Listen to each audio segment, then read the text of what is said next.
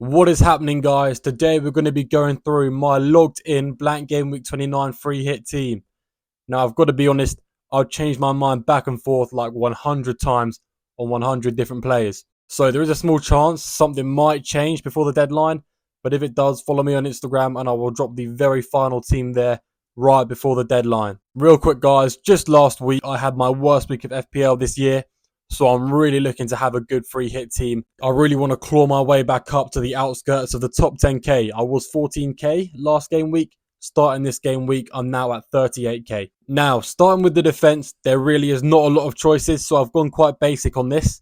To begin with, we're going to talk about the double Brentford defense. Now, I've gone with the two wing backs. I'm pretty sure Reguilon has been pictured back in training, so he's definitely going to be a starter in my team, as well as the other wing back. I'm not even going to try and say his name. Now, I really like Reguilon in particular because Burnley really have not been good at defending the corners this season, and I think there's a lot of potential there for an assist for Reguilon. Then the other Brentford defender I own is second for expected goal involvement, so I've gone with him next. This does mean I've sacrificed a spot for Pedro Porro and instead gone with the Spurs goalkeeper.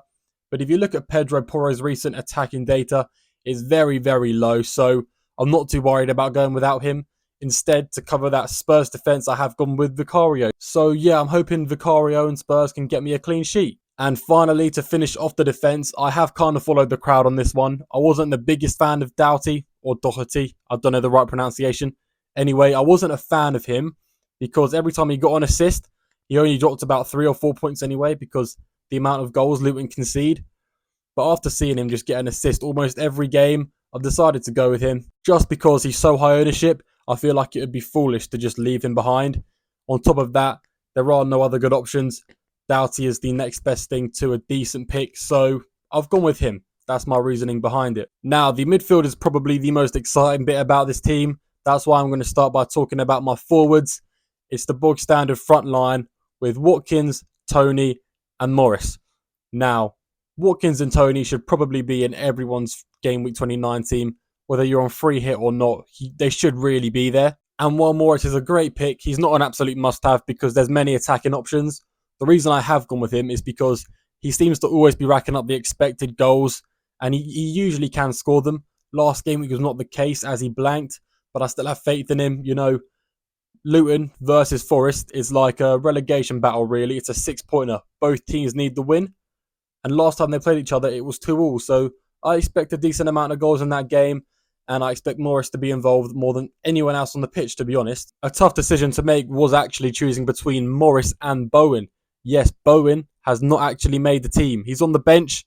Maybe I'll make a last-second change, but I doubt it. I think I'm going to keep Bowen on the bench. So, on the topic of Bowen not being in my team, let's move on to the final part of the team, the midfield. Now, for West Ham, instead of Bowen, we have Kudus, who in my opinion is the most slept on FPL asset for blank game week 29. If you look at his shots in the box, his expected goals, his expected assists, he's leading in pretty much all these metrics of West Ham, except I think Paqueta has a small amount of expected assist higher, but you know, who's counting? Obviously, Kudus hasn't scored in recent games for West Ham. Anyone can see that. But the fact the expected goals are there, the shots in the box are there, and the fact we know he can score goals is the reason I've got him in my team. So I'm hoping Kudus kind of stays as a slept on FPL asset while everyone else doesn't own him.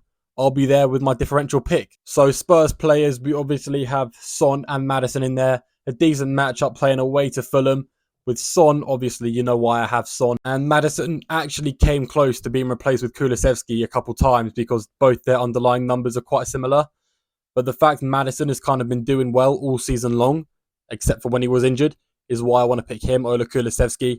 There's also less rotation risk there for Maddison too. So obviously, as you can all tell right now, I'm on Son captain. But that's the one thing I think may actually change going into the deadline. Nothing else will likely change in my team. Just because there's so many captaincy options, so many people with different opinions. So once again, like I said, if you want to see the full team just before deadline, see who I have captained, then go over to Instagram so you can see it. And finally, finishing off the team, we have Morgan Gibbs-White, who has also been flying under the radar. He's probably the best pick from Nottingham Forest at the moment. I was preferring Elanga for a long while, but considering Elanga didn't start the last game, I'm a little skeptical about it. The reason he didn't start is because he's a bit of a Nunes. He gets all the expected goals, all the shots in the box for Nottingham Forest. Well, he gets at least most of them, really. But the problem is he just can't finish his dinner, and that's why he's, a liability. I don't want to go with him. I'd much rather choose Morgan Gibbs-White, who's someone when he gets the chances, he can actually put them away, and he's also got that assist potential too. Not to mention he is on a lot of set pieces as well. So overall, he's got loads of avenues to go down when he wants to get a goal contribution. That's why I've gone with him over someone like Bowen, because the data for Morgan Gibbs-White is also better than Bowen's. Not by a lot, just by a little bit, but that's why he takes the edge over Bowen for me. So yeah, guys, there you have it, my locked-in free hit 29 team. In the comments, debate with me. Let me know what you disagree with. Let me know what you agree with. Maybe you could change my mind. But yeah, guys, thanks for watching.